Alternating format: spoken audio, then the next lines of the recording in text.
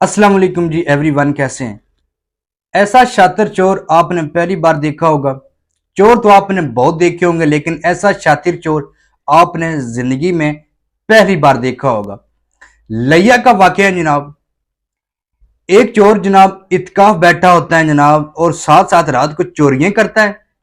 फौरन से आकर जनाब इत्काफ बैठ जाता है, जिससे किसी को शक भी नहीं होता कि यार ये चोरी बंदा कर सकता है, क्योंकि इत्काफ बैठा हुआ शख्स तो किसी से बात तक नहीं कर सकता, किसी से चेहरा तक नहीं दिखा सकता, तो ये कैसे हो सकता है।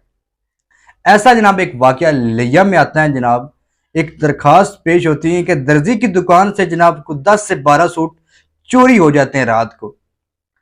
तो जब चोरी होते हैं सुबह जनाब देखते हैं कि सीसीटीवी फुटेज जो होती है वहां पे, तो उससे शक होता है कि यार वो जो इत्काफ बैठा हुआ बंदा है ना, वो चोर हो सकता है। तो जनाब पुलिस ने कार्रवाई करते हुए वहां उस मस्जिद में गए जहां वो शख्स बैठा हुआ था इत्काफ। वहां पे जाकर उससे पूछा कि यार तूने चोरी की है। उसने कहा नहीं नहीं बिल्कुल, मैं कैसे हो सकता, मैं तो इत्काफ बैठा हुआ। जब एक दो थप्पड़ लगाए पुलिस वालों ने, फटाफट से बोल गया, जी सर मैंने बिल्कुल चोरी की है, पहले भी चोरी करता रहा हूं, और मैंने ये जो 10 से 12 सूट चोरी किए हैं वो भी मैं देता हूं। उसके पास एक जगह रखे हुए थे, मौजूद थे।